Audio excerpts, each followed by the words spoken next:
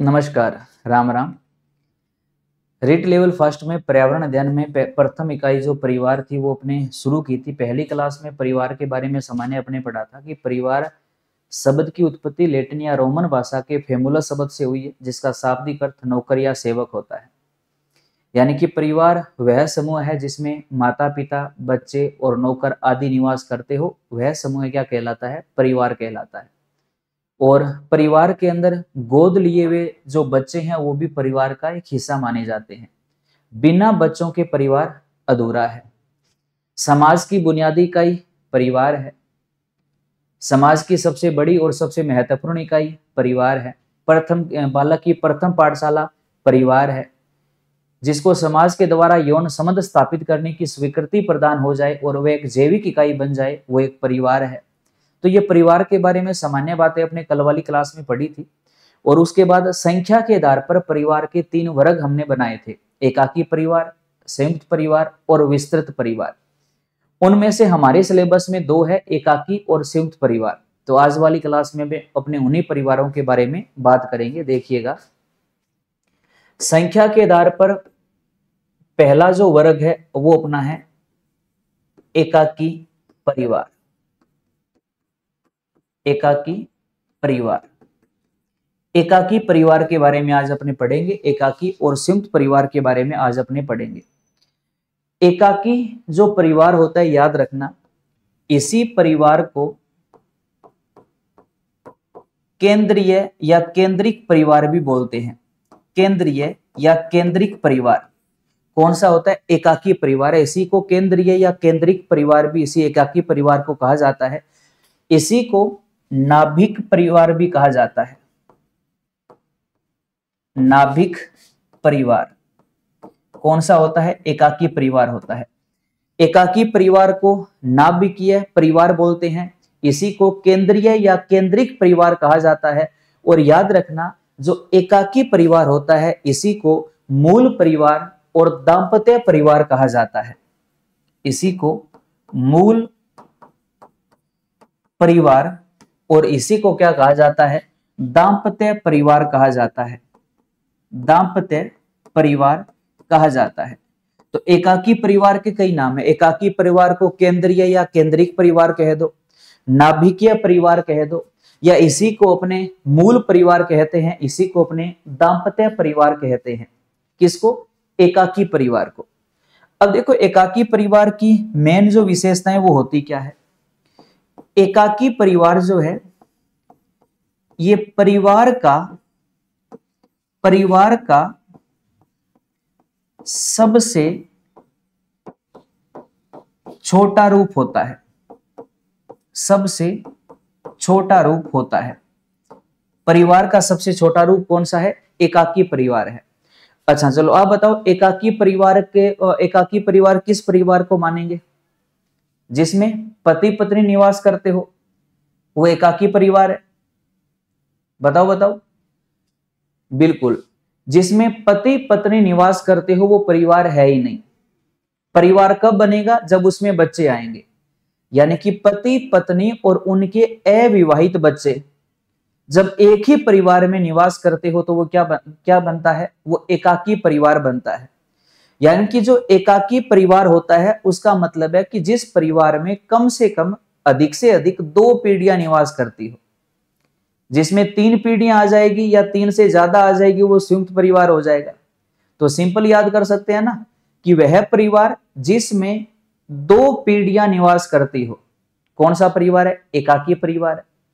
जिसमें 3 पीढ़ियां या 3 से अधिक पीढ़ियां निवास करती हो वो संयुक्त परिवार है। और 2 पीढ़ियों वाला एकाकी परिवार है। यानी कि एकाकी परिवार कौन सा होगा? एकाकी परिवार। एकाकी परिवार कौन सा होगा? वह परिवार जिसमें माता पिता व उनके बच्चे निवास करते हो, तो वो कौन सा परिवार है? एकाकी परिवार। या कह दो कि वह परिवार जिसमें 2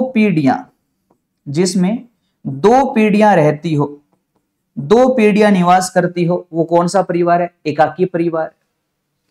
और अगर 2 पीढ़ियों से ज्यादा हो जाएगी, 3 पीढ़ियां हो जाएगी, तो वो क्या बन जाएगा, वो संयुक्त परिवार बन जाएगा। यानी कि एकाकी परिवार में 2 पीढ़ियां निवास करेगी। और आजकल देखो एकाकी परिवार जो है ना, ये सबसे ज्यादा शहरों में पाए जाते हैं। गांवों के अंदर आज भी संयुक्त परिवार रहने की परंपरा है। तो आजकल अपने भारत के अंदर, पूरे भारत में ये चलन हो जाता है कि जब बच्चे की शादी होती है तो शादी होने के तुरंत बाद वो बच्चा अपने माता पिता से अलग हो जाता है। बहुत सारे कारण है, और सबसे बड़ा कारण क्या है वो आपको भी पता है कि शादी होते ही वो फिर बच्चा अपने माता पिता से अलग हो जाएगा। तो इस बात का भारत सरकार को भी भली भांति पता है कि एक माता पिता अपने बच्चे का पालन पोषण करता है, उसे पढ़ाता है, लिखाता है, उसे योग्य बनाता है। फिर उस बच्चे का जब विवाह करते हैं माता पिता, तो शादी के तुरंत बाद वो बच्चा माता पिता को छोड़कर अलग हो जाता है। तो उसके बाद में जो माता और पिता जो बुजुर्ग की श्रेणी में आ जाते हैं, फिर उनकी देखभाल कौन करेगा। इसके लिए भारत सरकार ने एक बहुत अच्छा कानून बनाया था 2007 के अंदर, जिसको माता पिता व वरिष्ठ नागरिक देखरेख कल्याण विधेयक कहा गया था। 2007 के अंदर पारित हुआ था। उस कानून के अंदर भारत सरकार ने प्रत्येक बच्चों को इस चीज के लिए बाध्य किया था कि वो आजीवन अपने माता पिता की देखभाल करेंगे। अब कानून तो इस प्रकार का बाध्य कर दिया, लेकिन आपको भी पता है कि भारत सरकार या सरकार का कोई भी बंदा है वो प्रत्येक घर घर जाकर इस चीज की निगरानी कर नहीं सकता। तो इस चीज का जो देखना है, इस चीज को जो अपने संभालना है, अपने संस्कारों की जो अपने को रक्षा करनी है, अपना जो समाज है अगर उसको बचाना है तो वो केवल हम भी बचा सकते हैं।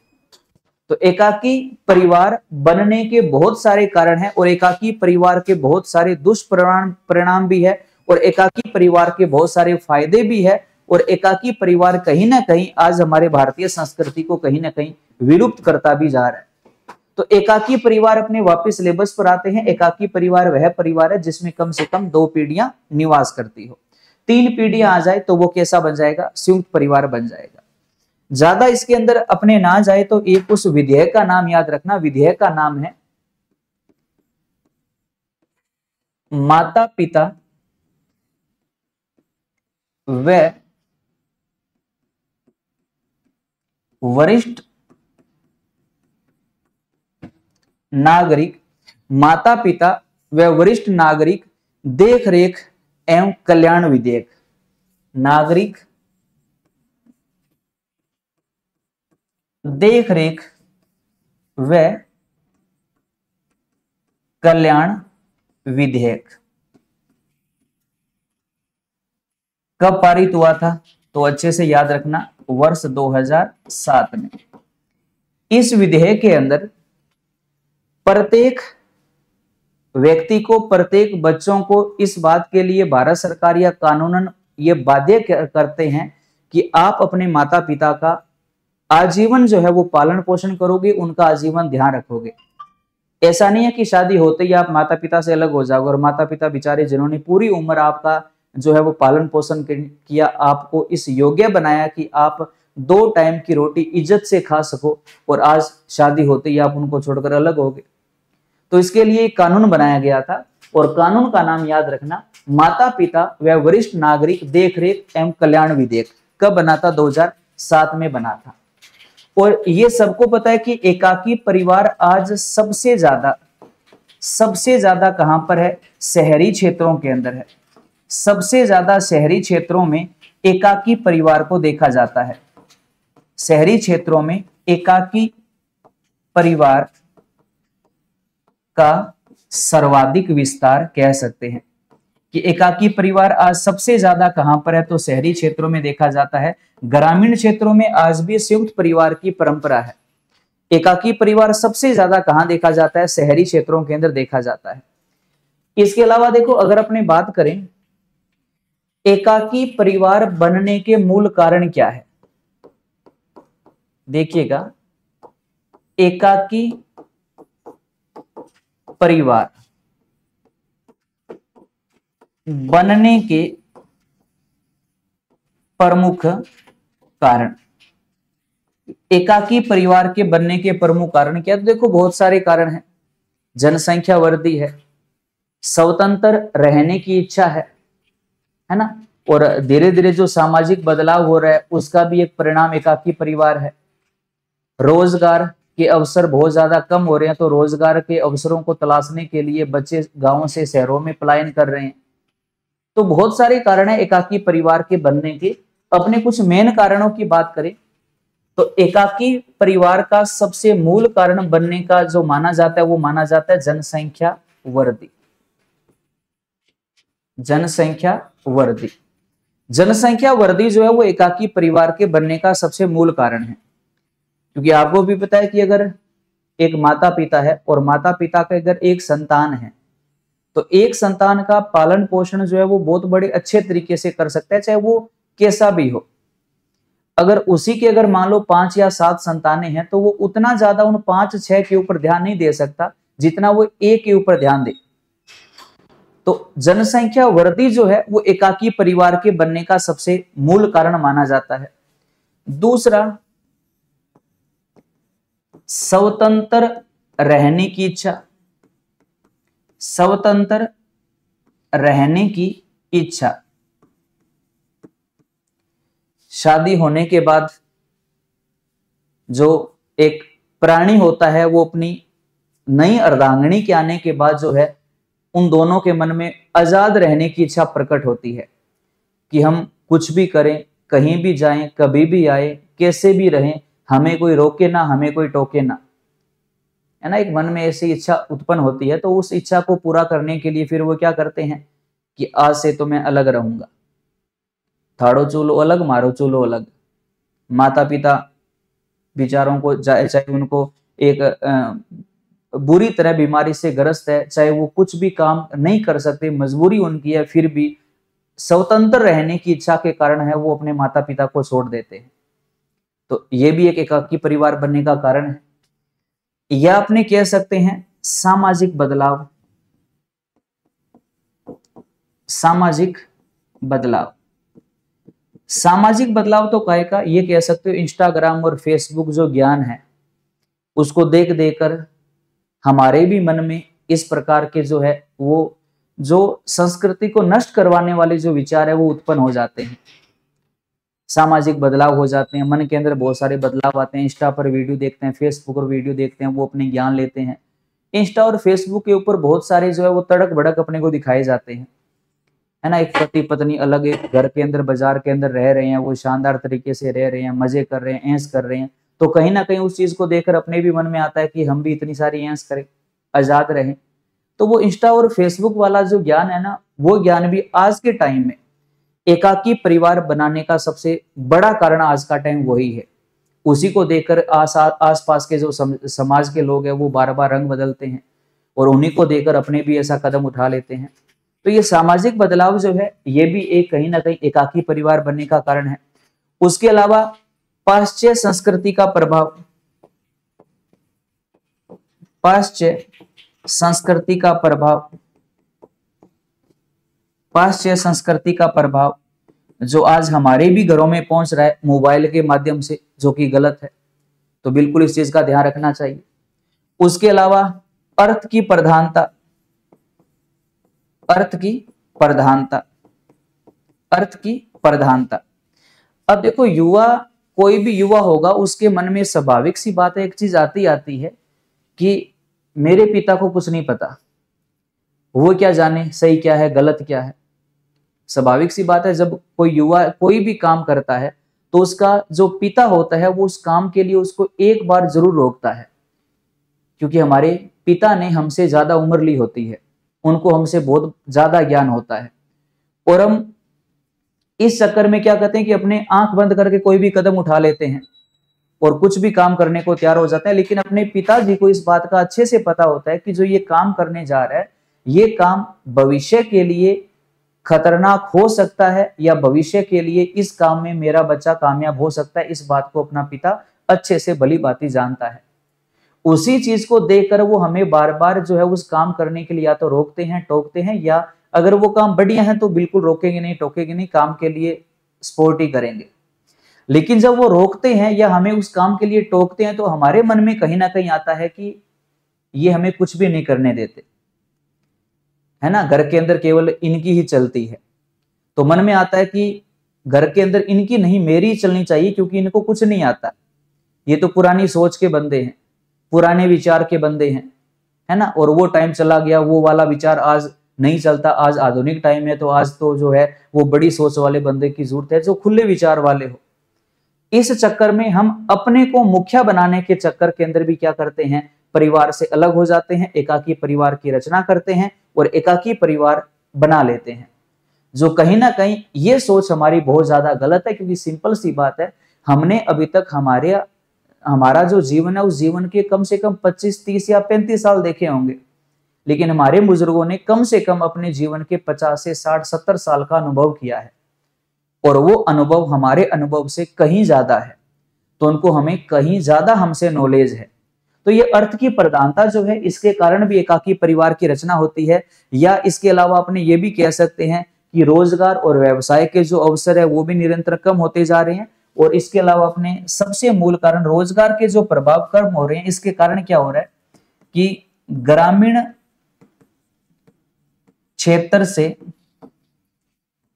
शहरी क्षेत्रों की ओर पलायन, शहरी क्षेत्रों की ओर पलायन, शहरी क्षेत्रों की ओर पलायन, गांवों को छोड़कर शहर आ जाते हैं और शहर के अंदर काम में इतने ज्यादा बिजी हो जाते हैं कि अपने चाह कर भी परिवार वालों से संपर्क नहीं कर सकते, संपर्क में नहीं रह सकते, रोज उनसे बात नहीं कर सकते, क्योंकि ये तो एक प्रकार की मजबूरी मान सकते हो। जब अपने शहर आते हैं तो रोजगार के लिए शहर आते हैं, है ना, अपने ये इच्छा करके आते हैं कि बहुत सारा मैं पैसा कमाऊंगा, अपने परिवार वालों को खुश रखूंगा, हर एक सुविधा मैं परिवार वालों को दूंगा। स्वाभाविक सी बात है, हर किसी के मन में इस प्रकार के विचार आते हैं और ये सही भी है। इस काम के लिए अपने गांवों को छोड़कर शहरों में आते हैं, शहरों में रहने लग जाते हैं और शहरों में काम में इतने ज्यादा व्यस्त हो जाते हैं कि परिवार वालों से एक समय के लिए संपर्क ही टूट जाता है। 5-5, 10-10, 15-15, 20-20 दिन, महीनों दिन तक घर वालों से बात नहीं होती, और फिर धीरे धीरे वही जो बात नहीं होती वो चीज अपने आदत में आ जाती है, फिर अपने बात करना बिल्कुल ही छोड़ देते हैं और बाद में वो एक परिवार अलग हो जाता है और एक इधर शहर वाला परिवार वो एक अलग हो जाता है, तो बाद में एक एकाकी परिवार की रचना हो जाती है।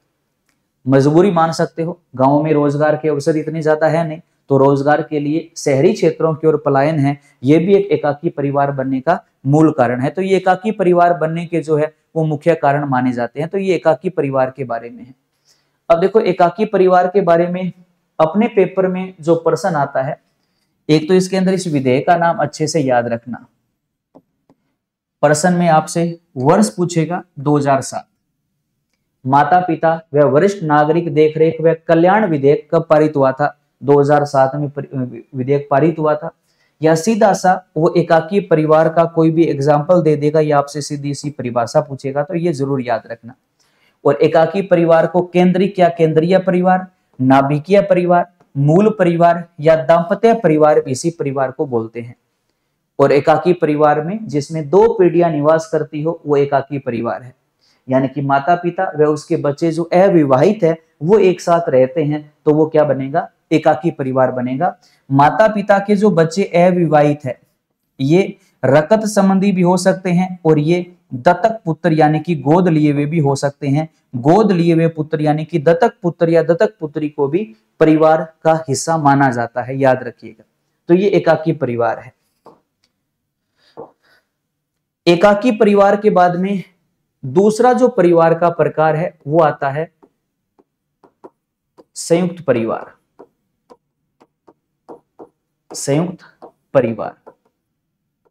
अब देखिए संयुक्त परिवार के बारे में, जिसमें 2 पीढ़ियां निवास करे वो एकाकी परिवार है।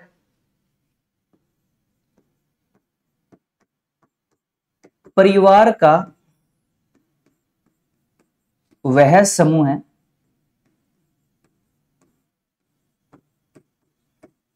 जिसमें 3 या 3 से अधिक पीढ़ियां निवास करें। वो कौन सा परिवार है? संयुक्त परिवार है। 2 पीढ़ियों वाला एकाकी परिवार है और 3 या 3 से अधिक पीढ़ियों वाला संयुक्त परिवार है। अब देखो संयुक्त परिवार के अंदर दो तीन परिभाषाओं के नाम आते हैं, हमारे लिए सबसे ज्यादा महत्वपूर्ण ढंग से याद रखना। जैसे परिभाषा के अंदर जो पहला नाम आता है वो आता है आईपी देसाई का।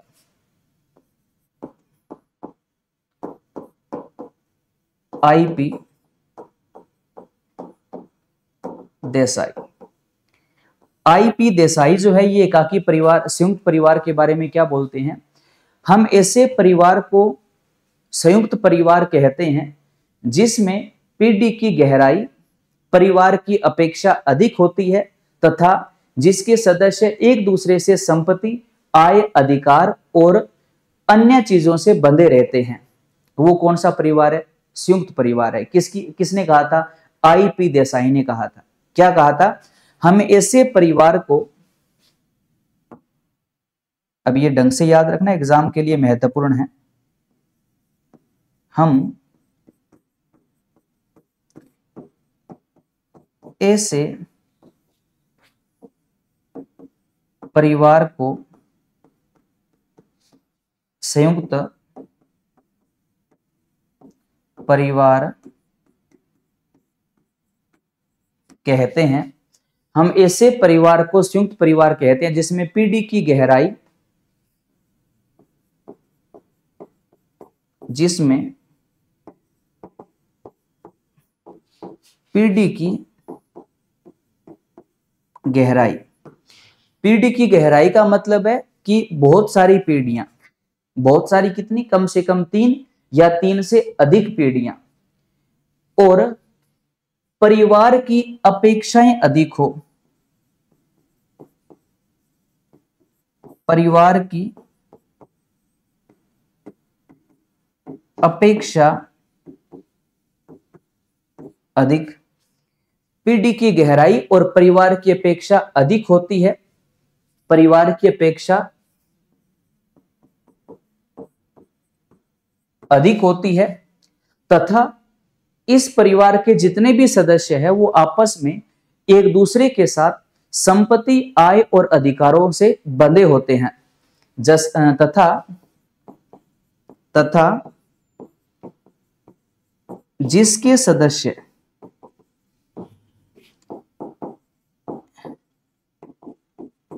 एक दूसरे से आय, संपत्ति, अधिकारों आदि से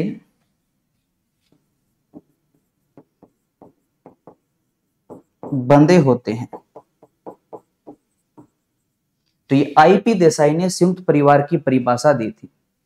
यानी कि हम ऐसे परिवार को संयुक्त परिवार कहते हैं जिसमें तो पीढ़ी की गहराई ज्यादा होती है, यानी कि 3 या 3 से अधिक पीढ़ियां निवास करती है, और जिसमें परिवार की अपेक्षा भी अधिक होती है एक दूसरे से, और जिसके अंदर जो सदस्य होते हैं सारे सदस्य एक दूसरे से किसी न किसी चीज में बंधे होते हैं, आय की दृष्टि से, संपत्ति में, अधिकारों में, कर्तव्यों में, सब चीजों में आपस में बंधे होते हैं। तो वो परिवार कैसा होता है? संयुक्त परिवार होता है। ये किसने कहा था? ये आईपी देसाई ने कहा था। हमारे लिए सबसे महत्वपूर्ण परिभाषा संयुक्त परिवार में आईपी देसाई की है।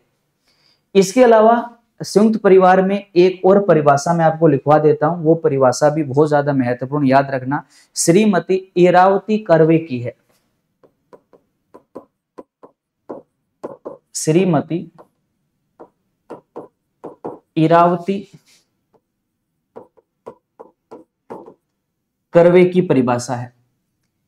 श्रीमती इरावती क्या कहती है कि संयुक्त परिवार व्यक्तियों का वह समूह है जो एक ही छत के नीचे निवास करते हैं, एक रसोई का खाना खाते हैं, संपत्ति के सम्मिलित स्वामी होते हैं, समानता मूल्य में भाग लेते हैं, समान पूजा में भाग लेते हैं, समान अवसरों में भाग लेते हैं।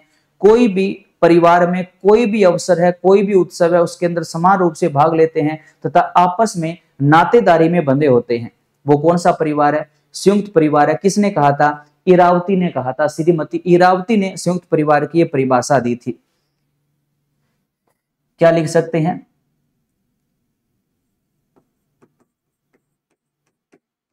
संयुक्त परिवार वह समूह है जो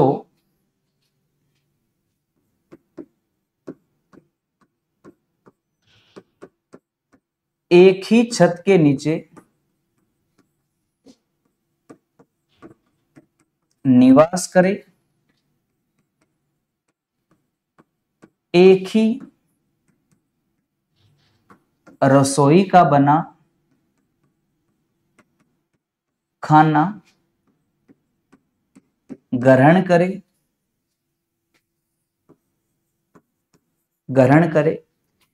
एक ही छत के नीचे निवास करे तथा एक ही रसोई का जो खाना है वो ग्रहण करे, संपत्ति के सम्मिलित स्वामी होते हो, संपत्ति के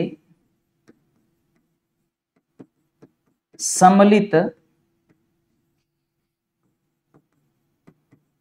स्वामी होते हो,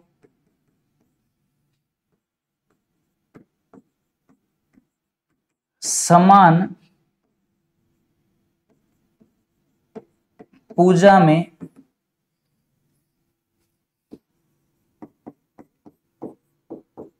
भाग लेते हो। तो वो कौन सा परिवार है?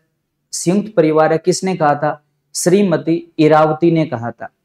श्रीमती इरावती ने कहा था कि हम संयुक्त परिवार उस परिवार को कहते हैं जो समूह एक ही छत के नीचे निवास करता हो, एक ही रसोई का खाना खाता हो, समान पूजा में भाग लेता हो, संपत्ति का सम्मिलित रूप से स्वामी हो, यानी कि जितने भी सदस्य है वो सारे संपत्ति के एक जैसे स्वामी हो। तो वो परिवार कौन सा है?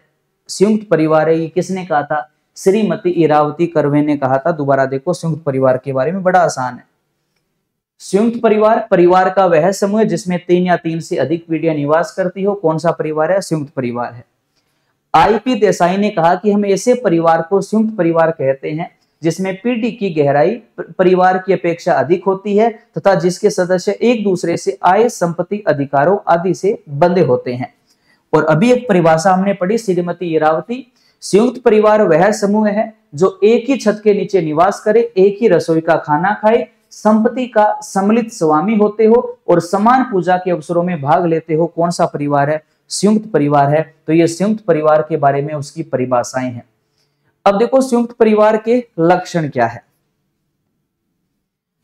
संयुक्त परिवार के लक्षण, संयुक्त परिवार के लक्षण, संयुक्त परिवार के लक्षण क्या क्या है? जैसे संयुक्त समिति, संयुक्त समिति यानी कि परिवार, संयुक्त परिवार में क्या होते हैं? सभी सदस्य मिलकर रहते हैं, तो सबकी एक प्रकार से संयुक्त समिति की तरह वो काम करते हैं। तो एक लक्षण क्या है कि वो क्या होगी? एक संयुक्त समिति की तरह व्यवहार करेगी। तुलनात्मक स्थायित्व, तुलनात्मक अस्थायित्व।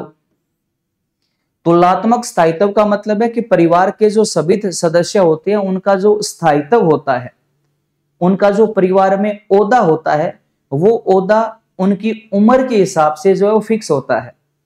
यानी कि संयुक्त परिवार में जो सबसे बड़ा होगा वो परिवार का मुख्य नेता होगा, उसकी चलेगी। उससे जो छोटा होगा वो अपने वाले बड़े की बात मानेगा, लेकिन उससे छोटा होगा उससे भी छोटा वाला बीच वाले की बात मानेगा, है ना। एक श्रृंखला बनी होती है।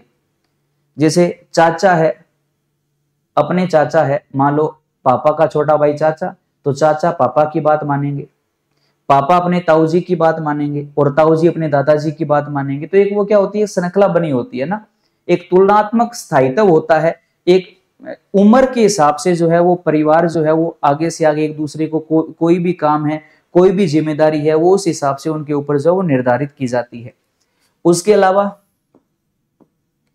साझा निवास स्थान, सभी एक ही घर में रहते हैं संयुक्त परिवार में। उसके अलावा साझा धर्म अब परिवार में है तो धर्म भी तो सबका साझा ही होगा। उत्पादक इकाई, उत्पादक इकाई, उत्पादक इकाई का मतलब है कि परिवार का पालन पोषण करने के लिए संयुक्त परिवार के सभी सदस्य एक जितना काम करते हैं। कोई ज्यादा भी है लेकिन लगभग वो एक जितना काम करते हैं, तो संयुक्त परिवार के सदस्य उत्पादक इकाई की तरह जो है वो परिवार करते हैं। इसके अलावा संयुक्त परिवार का जो आकार है वो बड़ा होता है, विशाल आकार होता है, जबकि एकाकी परिवार परिवार का सबसे छोटा रूप है। जबकि ये संयुक्त परिवार का जो आकार है वो विशाल होता है। तो ये संयुक्त परिवार के कुछ लक्षण होते हैं, है ना। और देखो जितने भी लक्षण लिखे हैं वो सारे लक्षण वो है जिनको हम कहीं ना कहीं परिवार के बीच में जब रहते हैं तो जिनको अपने महसूस करते हैं, तो ये सारे किसके लक्षण हैं? संयुक्त परिवार के लक्षण हैं। इसके अलावा हमें याद करना है संयुक्त परिवार के गुण या जो महत्व है। संयुक्त परिवार के गुण या महत्व। अब संयुक्त परिवार के गुण क्या क्या है, महत्व क्या है? सबसे बड़ा महत्व है आर्थिक उन्नति। जो परिवार की आर्थिक उन्नति होती है उसको निश्चित करते हैं। यानी कि जो परिवार मिलजुल कर रहेगा ये तो पक्का कन्फर्म है कि वो परिवार आर्थिक उन्नति बहुत ज्यादा करेगा। क्योंकि अगर मान लो संयुक्त परिवार का कोई भी एक सदस्य है, उस सदस्य के ऊपर कोई बहुत बड़ी भारी मुसीबत आ गई, तो वो सदस्य अगर संयुक्त परिवार का हिस्सा है तो वो उस बहुत बड़ी मुसीबत का सामना चुटकियों में कर लेगा। क्यों? क्योंकि उसको पता है कि मेरे पीछे मेरे पूरे परिवार की सपोर्ट है, दबने वाला नहीं। अगर मान लो वही बंदा एकाकी परिवार में हो, और एकाकी परिवार में तो स्वाभाविक सी बात है वो बंदा सोचकर ही घबरा जाएगा कि अगर मुसीबत आ गई तो मेरे पीछे तो कोई सपोर्ट ही नहीं है, तो वो वैसे दब जाएगा। जबकि अगर परिवार मिला जुला रहे ना तो बहुत सारे बेनिफिट है, बहुत सारे फायदे हैं। बंदा जल्दी से दबता नहीं है चाहे कितनी बड़ी मुसीबत आ जाए। तो ये आर्थिक उन्नति एक निश्चित होती है। संयुक्त परिवार का सबसे बड़ा गुण जो है वो यही माना जाता है। उसके अलावा श्रम विभाजन, श्रम विभाजन यानी कि परिवार को चलाने के लिए जितने भी सदस्य काम करते हैं वो आपस में काम को बांटकर करते हैं। ऐसा नहीं कि संयुक्त परिवार में अगर मान लो कि 4 लोग निवास कर रहे हैं, 4 में बात कर रहा हूं व्यक्तियों की, औरतें अलग है, बच्चे अलग है, 4 अगर कोई व्यक्ति है तो वो 4 में से कोई एक व्यक्ति काम नहीं, एक व्यक्ति काम करे और 3 व्यक्ति काम ना करे, ऐसा कभी संयुक्त परिवार में होगा नहीं। संयुक्त परिवार में अगर 4 व्यक्ति है तो चारों मिलकर काम करेंगे और चारों से जो इनकम होगी वो इनकम एक साथ इकट्ठी करेंगे और उस इनकम में से परिवार को वो आसानी से चला लेंगे। तो जो भी काम होता है, जो भी वो श्रम होता है, वो सारे परिवार के सदस्य मिलजुल कर करते हैं, बांट कर करते हैं। तो काम का बोझ भी इतना ज्यादा महसूस नहीं होता किसमें? संयुक्त परिवार में। तो श्रम विभाजन भी इसकी एक बहुत बड़ा इसका महत्व है, इसका गुण अपने कह सकते हो। इसके अलावा समाजवाद, समाजवाद, समाजवाद का मतलब है कि संयुक्त परिवार का कोई भी सदस्य होगा ना वो ज्यादातर समाज की बात करता है, अपनी संस्कृति की बात करता है, अपने समाज की बात करता है, समाज को आगे बढ़ाने की हमेशा बात करता है। एकाकी परिवार का जो सदस्य होगा ना वो क्या करेगा? एकाकी परिवार में अगर रहता है तो उसका जो वातावरण आसपास का है, उसकी सोच है वो वैसे एकाकी परिवार की तरह उसकी सोच काम करती है। वो फिर क्या करेगा? समाज को इतनी ज्यादा प्राथमिकता नहीं देता है ना। वो ये सोच हो जाती है कि समाज हमारे कुछ भी काम नहीं आएगा अगर कोई एकाकी परिवार में रह रहा है। लेकिन अगर कोई संयुक्त परिवार में रह रहा है तो उसको ये पता है कि रात हो चाहे दिन हो, आंधी आए तूफान आए, समाज हमारे काम आएगा, समाज के बिना हम अधूरे हैं। तो वो एक प्रकार से समाजवादी यानी कि वो सामाजिक इकाई के रूप में वो बहुत ज्यादा अग्रसर होता है और एक समाजवाद की सोच जो है उसके अंदर अपने आप पनप जाती है, तो वो समाजवाद की तरह जो है वो काम करता है। इसके अलावा अगर संयुक्त परिवार में अपने रहते हैं तो विश्राम के अवसर खूब आपको मिल जाते हैं, रेस्ट करने का अवसर खूब मिलेगा। एकाकी परिवार में हो तो परिवार में एक ही कमाने वाले हो तो दिन और रात आपको काम करना पड़ेगा। अगर आप संयुक्त परिवार में हो, महीने 2 महीने 3 महीने आपने बहुत काम कर लिया तो अब आप आराम से 10-15 दिन आराम कर सकते हो। काम बहुत कर लिया तो अब आराम से काम करो, कोई टेंशन नहीं, क्योंकि आप संयुक्त परिवार में हो तो बाकी के दूसरे अपने परिवार को अपने आप संभाल लेंगे। तो विश्राम करने के अवसर जो है वो संयुक्त परिवार में खूब मिलते हैं। उसके अलावा एक प्रकार से ये मान लो कि संयुक्त परिवार जो होगा ना उसका स्वतः ही सामाजिक बीमा हो जाएगा। एकाकी परिवार वालों को तो LIC बीमा करवाना पड़ता है, लेकिन संयुक्त परिवार का अपने आप सामाजिक बीमा हो जाता है। सामाजिक बीमा का मतलब है कोई भी अगर परिवार में भगवान ना करे कोई दुर्घटना हो जाए, कोई ऐसी अनहोनी हो जाए, कोई सदस्य बीमार हो जाए, कुछ भी हो जाए, तो उस परिवार को देखभाल करने की जिम्मेदारी फिर वो पूरा समाज आगे आकर उठाता है और उस सदस्य की जितनी भी जिम्मेदारी है वो संयुक्त परिवार के दूसरे सदस्य अपने आप उठा लेते हैं। यानी कि उस बंदे को कोई टेंशन नहीं है अगर वो संयुक्त परिवार में ले रहा है तो LIC बीमा करवाने की जरूरत नहीं होती, क्योंकि उसका कौन सा बीमा हो जाता है, सामाजिक बीमा अपने आप ही हो जाता है। और उसके अंदर बहुत सारे सामाजिक गुण भी होते हैं। सामाजिक गुण भी होंगे। अभी जैसे बताया ना कि एकाकी जो परिवार होगा उसकी अपने आप एक सोच हो जाती है कि समाज हमारे कोई काम नहीं आएगा, जबकि संयुक्त परिवार में जो निवास करेगा उसकी अपने आप ये सोच हो जाती है कि हमारे काम तो कौन आएगा, समाज ही आएगा। तो उसके अंदर सामाजिक जो गुण है वो अपने आप भरपूर मात्रा के अंदर उसके अंदर जो है वो निवास कर देते हैं। ये संयुक्त परिवार के कुछ गुण या महत्व होते हैं। तो ये संयुक्त परिवार के बारे में था, ज्यादा इसके अंदर कुछ नहीं है। वो 2-3 जो परिभाषाएं हैं वो ढंग से याद रखना। तो ये संयुक्त परिवार के बारे में था। इसके बाद देखो संयुक्त परिवार के अंदर एक सबसे महत्वपूर्ण बात आपको बता रहा हूं। रेडक्लिफ ब्राउन ने संयुक्त परिवार को कई भागों में बांटा था। रेडक्लिफ ब्राउन के अनुसार संयुक्त परिवार के प्रकार। अब ये हमारे लिए सबसे ज्यादा महत्वपूर्ण है, ढंग से याद कर लेना। रेडक्लिफ ब्राउन ने संयुक्त परिवार के कौन कौन से प्रकार बताए थे और कौन से प्रकार की क्या खास बात है, ढंग से समझकर याद करना। एक एक चीज को बड़े बारीकी से समझना। पहला जो इन्होंने प्रकार बताया था उस प्रकार का नाम था वंश परंपरा संयुक्त परिवार। वंश परंपरा संयुक्त परिवार।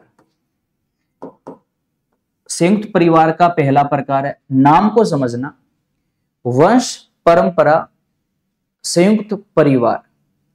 परिवार क्या है, संयुक्त है, यानी कि कम से कम 3 पीढ़ियां निवास कर रही है।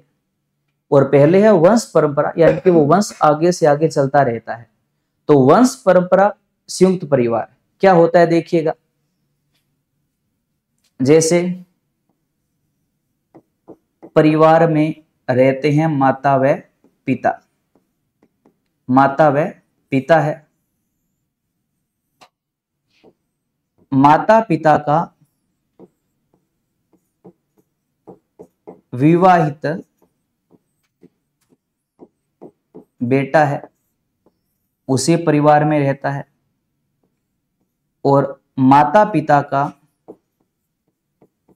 पोता या पोती। तो ये देखो एक वंश परंपरा चल पड़ी। पिता का वंश बेटा आगे ले गया, इसका आगे वंश उसका पोता बढ़ा देगा, तो एक वंश परंपरा चल पड़ी। और कम से कम देखो 3 पीढ़ियां रह रही है, माता पिता एक पीढ़ी, उसका बेटा दूसरी पीढ़ी, उसका बेटा यानी कि इसका पोता, तीसरी पीढ़ी। तो कम से कम 3 पीढ़ियां हैं, तो संयुक्त परिवार है। और एक वंश जो है वो आगे परंपरा बढ़ रही है, तो ये कौन सा परिवार हो गया? वंश परंपरा संयुक्त परिवार हो गया। किसके अनुसार? रेडक्लिफ ब्राउन के अनुसार। यानी कि वह परिवार जिसमें माता पिता, उसका विवाहित बेटा और उसके पोते व पोतियां निवास करते हो, वो कौन सा परिवार है? वो वंश परंपरा संयुक्त परिवार है। किसके अनुसार? रेडक्लिफ ब्राउन के अनुसार। तो पहला परिवार का प्रकार ये बताया था। उसके बाद दूसरे परिवार का प्रकार था शाखीय संयुक्त परिवार।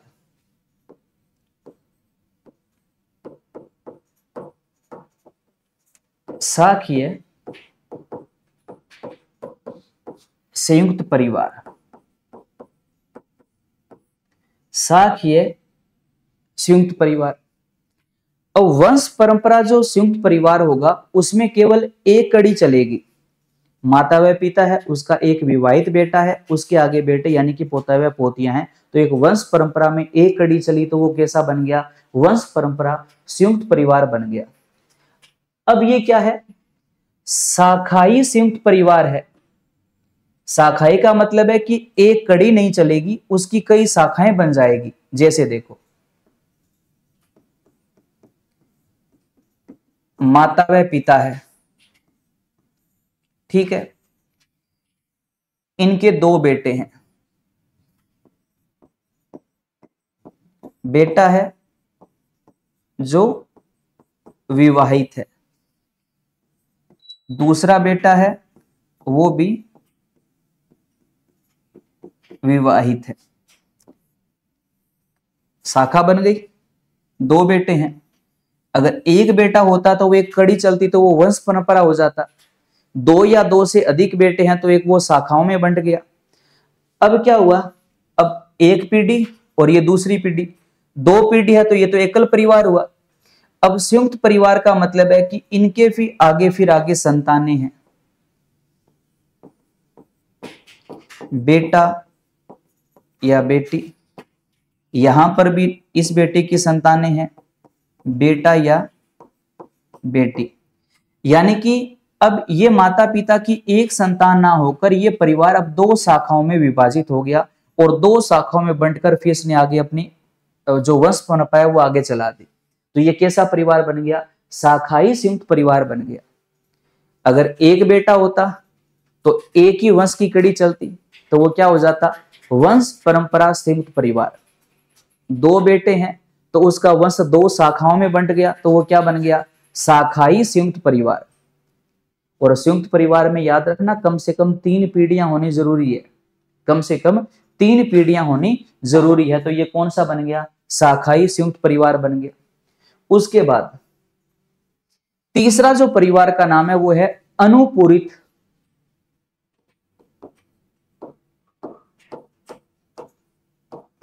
अनुपूरित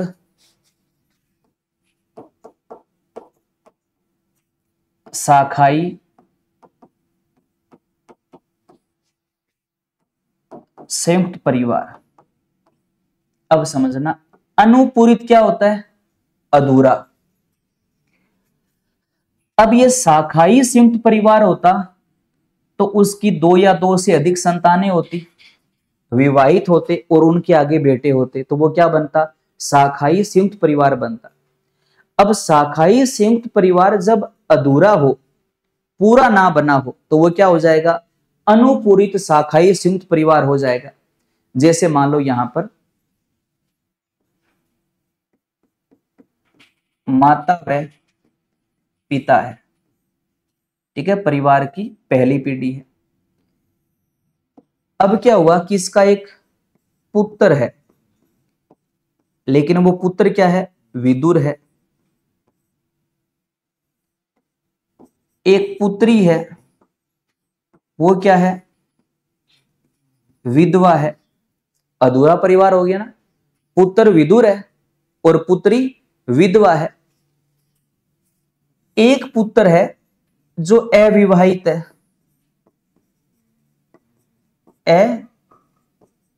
अविवाहित है, और एक पुत्र है जो विवाहित है। जो विवाहित है और इस विवाहित पुत्र के आगे बेटा या बेटी है। अब देखो, शाखा का मतलब होता कि ये जो वंश है ये कई शाखाओं में आगे चलता, लेकिन यहां पर ये शाखा आगे नहीं बढ़ पाई, यहां पर ये शाखा आगे नहीं बढ़ पाई, यहां पर भी शाखा आगे नहीं बढ़ पाई। शाखा आगे केवल बस एक शाखा के अंदर ये परिवार आगे बढ़ रहा है ना। अगर इसके एक ही संतान होती तो वो वंशीय परंपरा वाला हो जाता, लेकिन संतान तो दो या दो से अधिक है, तो ये कौन सा बना, शाखाई। लेकिन शाखाई परिवार में क्या हुआ कि शाखा को इन्होंने आगे नहीं बढ़ा पाए। पुत्र विदुर था, पुत्री विधवा है, पुत्र एक अविवाहित है।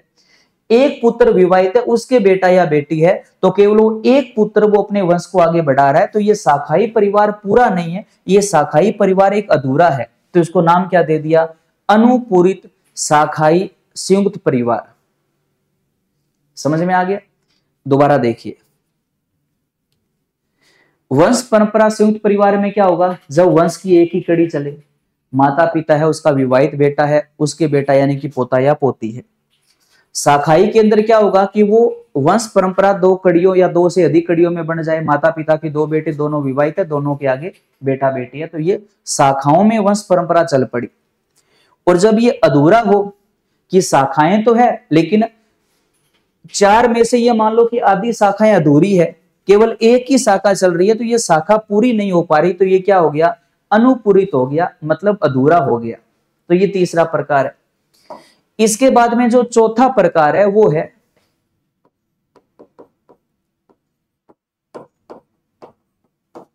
अनुपूरित वंश परंपरा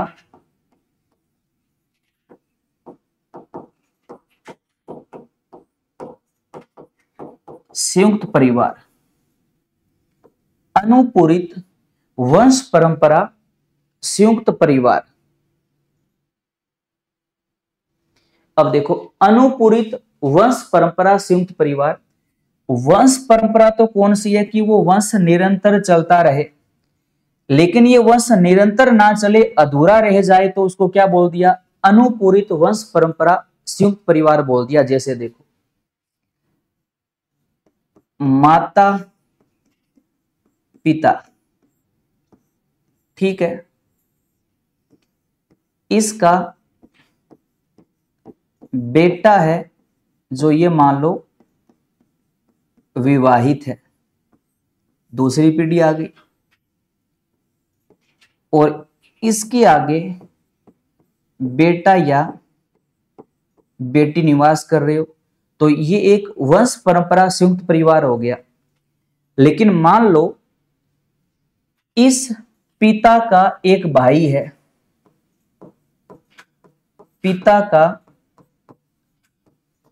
जो भाई है वो या तो विदुर है या वो संतान विहीन है।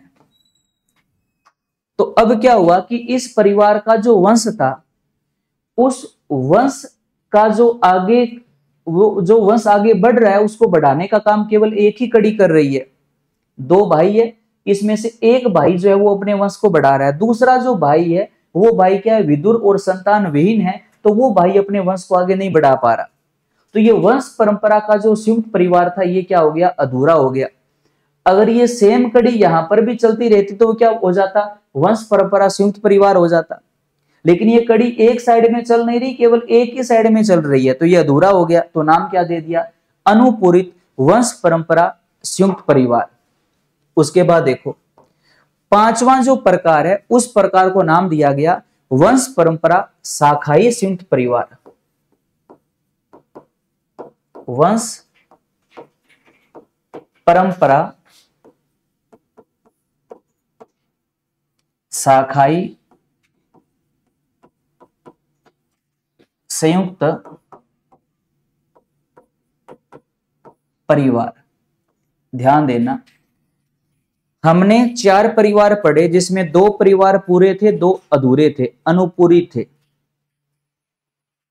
एक था वंश परंपरा संयुक्त परिवार एक था शाखाई संयुक्त परिवार। अब ये दोनों मिले जुले नाम आ जाए आगे कि वंश परंपरा और शाखाई परिवार है। वंश परंपरा और शाखाई परिवार है, मतलब वंश कई शाखाओं में बंटा हुआ है। जैसे देखो, माता पिता,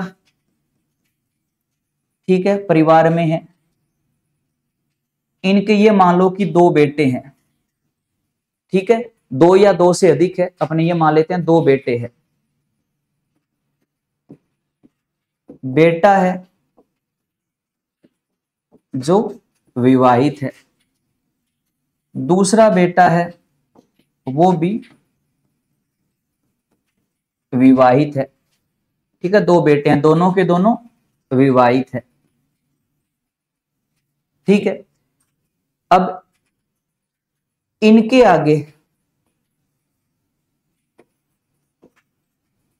आगे फिर संतान है। जैसे ये बेटा जो विवाहित है, इसका एक बेटा है जो विवाहित है और एक बेटी है, ये भी विवाहित है। इसका भी एक बेटा है जो विवाहित है और एक बेटी है, ये भी विवाहित है। अब देखो, वंश चल पड़ा और वंश एक कड़ी में ना चलकर ये वंश शाखाओं में बंट गया। तो कैसा परिवार हो गया? वंश परंपरा शाखाई संयुक्त परिवार। अगर केवल ये एक ही कड़ी चलती तो ये वंश परंपरा संयुक्त परिवार होता। एक कड़ी ना बनकर ये परिवार कई शाखाओं में बंट गया तो ये कैसा परिवार हो गया? क्योंकि वंश तो एक ही है लेकिन ये कई शाखाओं में बंटा हुआ है, तो क्या बन गया? वंश परंपरा शाखाई संयुक्त परिवार। अब इसका एक, ये मान लो कि ये परिवार है, ये परिवार अधूरा हो तो नाम क्या पड़ गया? अनुपूरित वंश परंपरा शाखाई संयुक्त परिवार। मतलब है यहां पर कोई भी एक अधूरा कर दो, आधा कर दो, तो वो क्या बन जाएगा?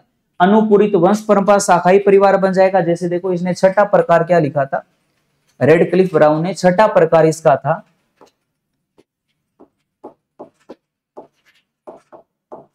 अनुपूरित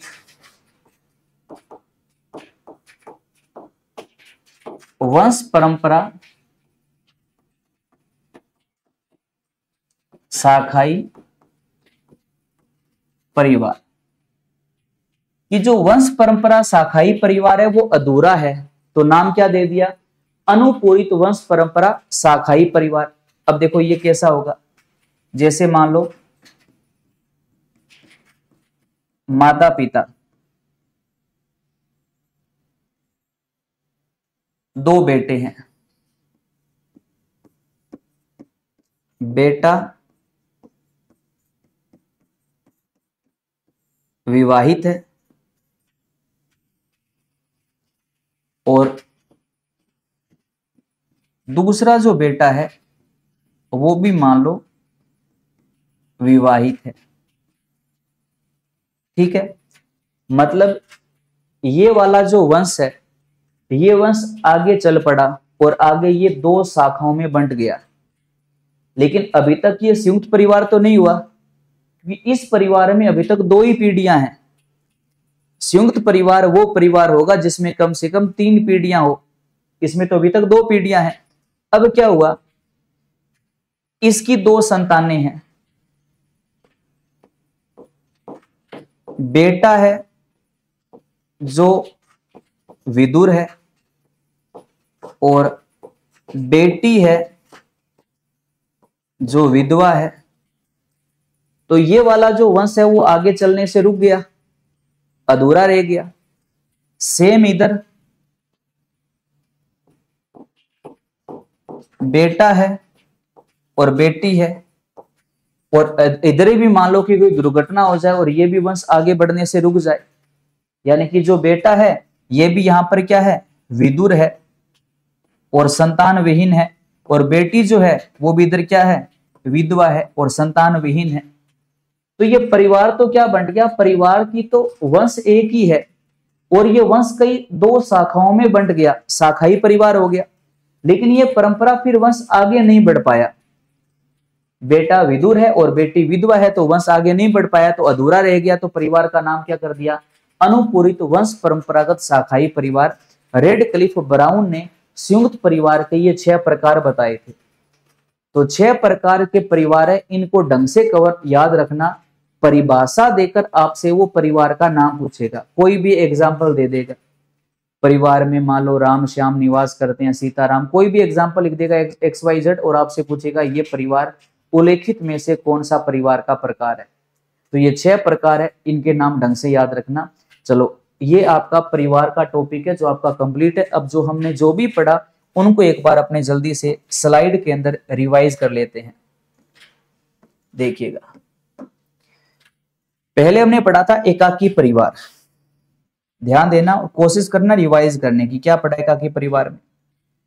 एकाकी परिवार को केंद्रीय परिवार, नाभिकीय परिवार, मूल परिवार या दाम्पत्य मूलक परिवार भी कहते हैं। याद है, परिवार का यह सबसे छोटा रूप होता है जिसमें पति पत्नी और आश्रित बच्चे रहते हैं तथा शादी होते ही बच्चा अलग हो जाए। क्योंकि एकल परिवार वह परिवार है जिसमें अधिकतम 2 पीढ़ियां ही निवास करती हो। तीसरी पीढ़ी के आने के बाद वह एकाकी परिवार क्या बन जाएगा? संयुक्त परिवार बन जाएगा। तो जैसे ही बेटे की शादी हुई, बेटा अलग हो गया, तो वो एकल परिवार के अंदर ही काउंट हुआ। अब इस चीज को कम करने के लिए, और भारत सरकार ने इस चीज का विरोध किया, और भारत सरकार ने इसे कम करने के लिए एक विधेयक पारित किया था जो आपको बताया था कि सबसे महत्वपूर्ण है। 2007 में पारित हुआ था और 2007 में अपने भारत में लागू हो गया था। माता पिता व वरिष्ठ नागरिकों की देखभाल और उनका कल्याण करने वाला विधेयक था जो 2007 के अंदर बना था। जो विधेयक प्रत्येक आम नागरिक को बाध्य करता है अपने बुजुर्ग माता पिता की सेवा करने के लिए आजीवन तक। तो विधेयक का नाम ढंग से याद रखना। वर्ष 2007 में माता पिता एवं वरिष्ठ नागरिक देखरेख व कल्याण विधेयक 2007 पारित किया गया, जो माता पिता और अभिभावकों की देखरेख करने के लिए संतानों को कानूनी रूप से बाध्य करता है। एकाकी परिवार कहते किसको है? हर कोई जानता है। पर्सन जो बनेगा वो विधेयक वाला बनेगा। विधेयक सन याद रखना 2007 में। कब बना? 2007 में, जैसा कि हमने पढ़ा भी था। वर्तमान में ऐसे परिवार शहरों में सर्वाधिक पाए जाते हैं और धीरे धीरे भारत में ऐसे परिवारों की वृद्धि हो रही है। एकल परिवार सामान्यतः सुखी परिवार होता है। इन परिवारों में रहने वाले बच्चों में आत्मनिर्भरता और निर्णय लेने की क्षमता विकास होता है। एकाकी परिवार है तो जो भी परिवार का छोटे से छोटा बड़े से बड़े काम होगा, पता है वो काम मुझे ही करना है, तो निर्णय लेने की क्षमता भी अपने आप उसमें विकसित हो जाएगी। खुद के ऊपर विश्वास भी उसको अपने आप पर ज्यादा रहेगा, क्योंकि दूसरा कोई चारा ही नहीं है। परिवार का कोई भी काम होगा वो काम करना तो उसे ही है। अगर वो संयुक्त परिवार में रहता तो चलो वो उस काम को छोड़ देता कि चलो दूसरा भाई देख लेगा, होता ही ऐसा संयुक्त परिवार में। लेकिन एकाकी परिवार में ये पक्का है कि कोई भी काम आ जाए तो वो काम करना तो मुझे ही पड़ेगा। कैसे करना है वो काम, उस काम का रिजल्ट क्या रहेगा, तो ये बार बार उसकी प्रैक्टिस हो जाती है। तो उसके अंदर आत्मविश्वास भी होता है और उसके अंदर निर्णय लेने की क्षमता का भी विकास स्वतः हो जाता है। इसके अलावा एकाकी परिवार बनने के कारण जनसंख्या वृद्धि, स्वतंत्र रहने की इच्छा, सामाजिक बदलाव, पाश्चात्य संस्कृति का प्रभाव, अर्थ की प्रधानता, रोजगार और व्यवसाय के प्रवर्जन, ग्रामों से नगरों की ओर जनसंख्या पलायन पढ़ा था वो सेम है। अब ये वाला जो पीडीएफ है ना, आपको इसी क्लास के अंदर पीडीएफ फाइल मिल जाएगी, लेकिन आप कोशिश करना साथ साथ में नोट्स बनाने की। जितने ज्यादा नोट्स बनाओगे उतना ही ज्यादा आपको फायदा मिलेगा। हाँ, पढ़ने के लिए पीडीएफ फाइल वैसे आपको मिल जाएगी। अब देखो संयुक्त परिवार, यह परिवार का बड़ा रूप है जिसमें 3 या 3 से अधिक पीढ़ियों के सदस्य साथ साथ एक ही घर में निवास करें। उनकी संपत्ति सामूहिक होती है, सामूहिक भोजन व पूजा में भाग लेते हैं। वर्तमान में ऐसे परिवार ग्रामीण इलाकों में ज्यादा पाए जाते हैं। प्राचीन भारत में ऐसे परिवार ज्यादा थे जो वर्तमान में हो रहे आधुनिकीकरण के कारण छिन्न भिन्न होते जा रहे हैं। एकाकी परिवार ज्यादा शहरी क्षेत्रों में है और संयुक्त परिवार ज्यादा ग्रामीण क्षेत्रों में है। सिंपल है। इसके अलावा देखिए, दो परिभाषाएं आपको बताई थी जो आपके लिए सबसे ज्यादा महत्वपूर्ण है, अच्छे से याद रखना, जो हमने लिखा भी था, आईपी देसाई की और श्रीमती इरावती कारवे की परिभाषा सबसे महत्वपूर्ण है। आईपी देसाई क्या कहते हैं? हम ऐसे परिवारों को संयुक्त परिवार कहते हैं जिसमें पीढ़ी की गहराई परिवार की अपेक्षा अधिक होती है तथा जिसके सदस्य एक दूसरे से संपत्ति, आय, अधिकारों और कर्तव्यों से बंधे होते हैं। ये किसकी परिभाषा है? आईपी देसाई की परिभाषा है, जैसा कि हमने पहले पढ़ा था।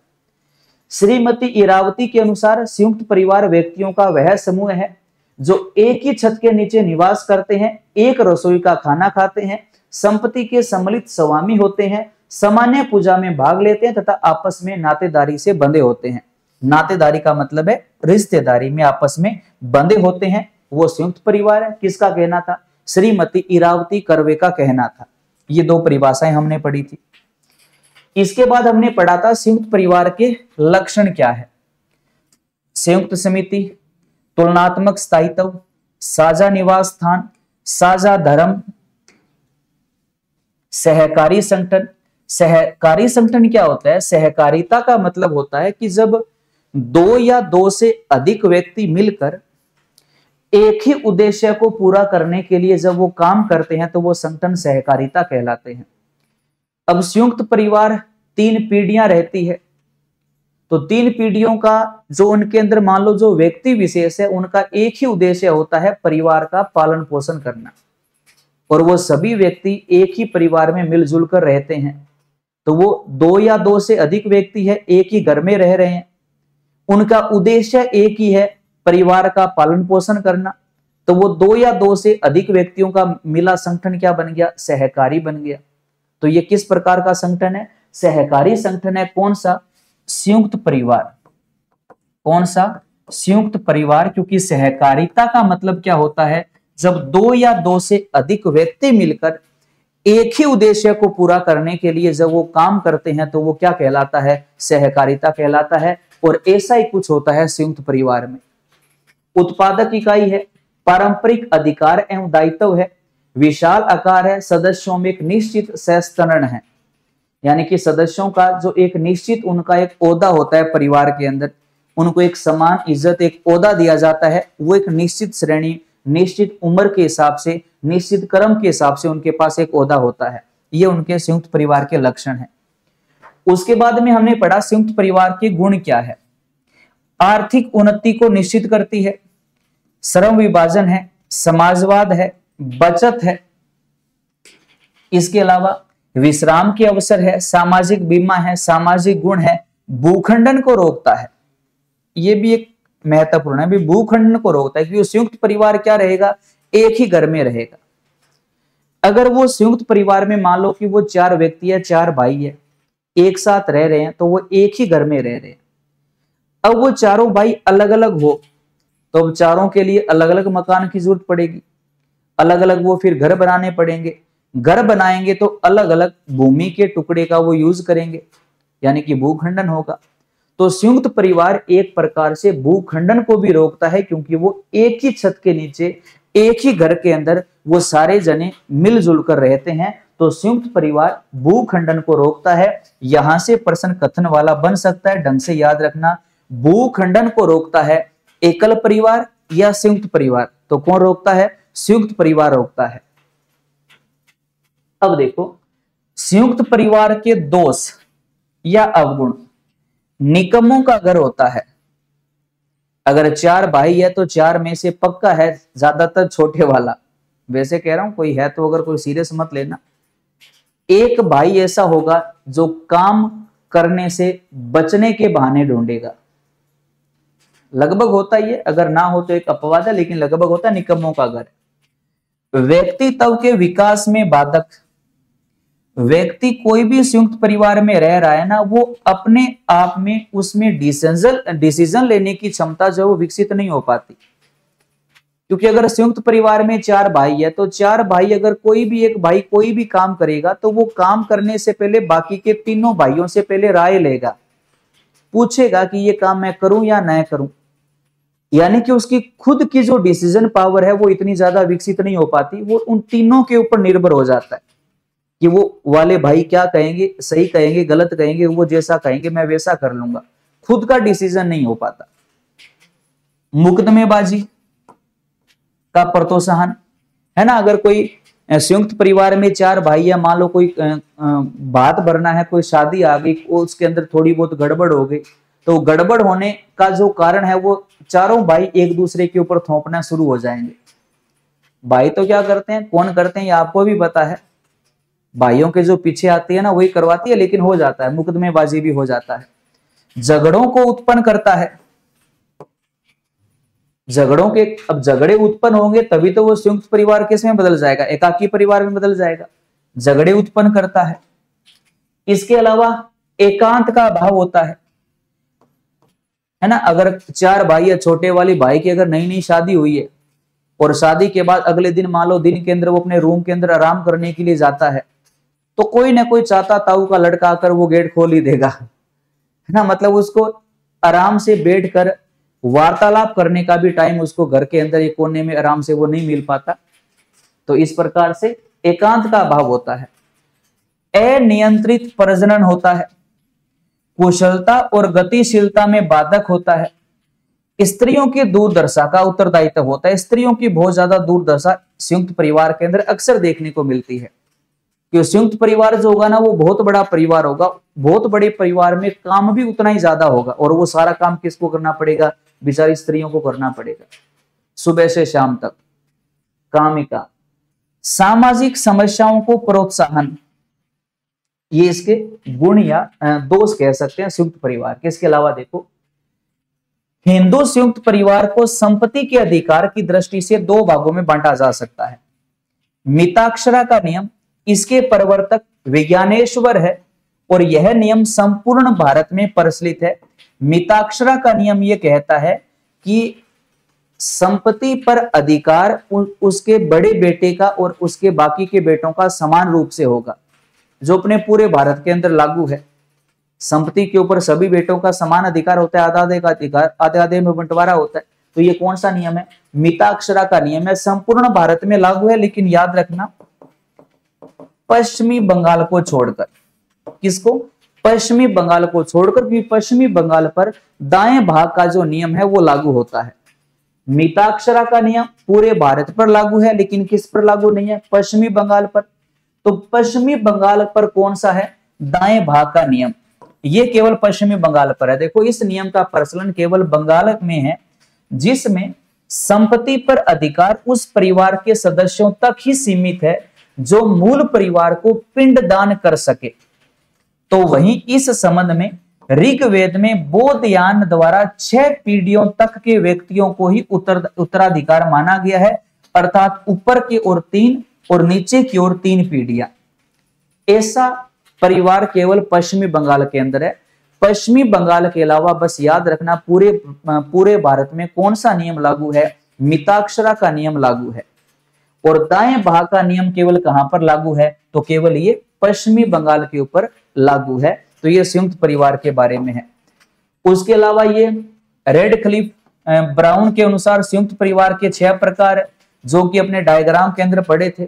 वंश परंपरा संयुक्त परिवार, शाखाई संयुक्त परिवार, अनुपूरित शाखाई संयुक्त परिवार, अनुपूरित शाखाई संयुक्त परिवार, अनुपूरित वंश परंपरा संयुक्त परिवार और वंश परंपरा शाखाई संयुक्त परिवार, अनुपूरित वंश परंपरा शाखाई संयुक्त परिवार। तो ये आपका एकाकी और संयुक्त परिवार के बारे में था, और ये आपका टॉपिक है परिवार। एक बार दोनों क्लासों को ढंग से अच्छे से एक बार और सुन लेना, बहुत शानदार तरीके से आपको ये टॉपिक समझ में आ जाएगा। और अभी ये एक टॉपिक परिवार वाला आपका हो गया। इसका एक छोटा सा प्रैक्टिस सेट 15 से 20 या 25-30% जितने भी बनेंगे उतने प्रश्न मैं आपको ऐप के ऊपर डाल दूंगा। तो एक बार उन प्रश्नों को जरूर करके देखना। फिर एक वीडियो उन प्रश्नों को सोल्यूशन करने के लिए एक वीडियो क्लास और ले लेंगे, ताकि जो भी थोड़ा बहुत डाउट है तो वो डाउट भी आपका दूर हो जाए। तो एक बार अच्छे से टॉपिक को दोबारा पढ़ना, फिर आगे अपना अगला टॉपिक शुरू करेंगे। बार बार टॉपिक को रिवाइज करना, वीडियो को थोड़ा स्पीड में कर लगभग इसको 2 या 3 बार एक बार जल्दी से और सुन लेना, अच्छे से समझ में आ जाएगा। ठीक है, मिलते हैं अगली क्लास में, तब तक ध्यान रखिएगा। जय हिंद, जय भारत।